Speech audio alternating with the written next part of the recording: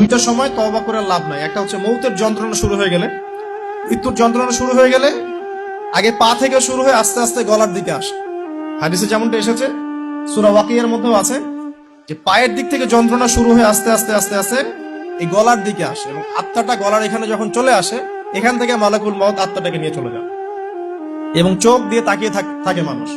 রুহটা চলে গেলে মানুষ চোখ দিয়ে তাকিয়ে থাকে, দেখবেন এই কারণে মৃত ব্যক্তি তাকিয়ে থাকে, চোখ খোলা থাকে। এবং তখন আসমান থেকে সিঁড়ি নামিয়ে দেওয়া হয়, ওই সিঁড়িতে করে আত্মা চলে যাচ্ছে, ও তাকিয়ে দেখে যে আত্মা চলে যাচ্ছে। এবং মানুষ মারা যাওয়ার পরে চোখ জীবিত থাকে অনেকক্ষণ।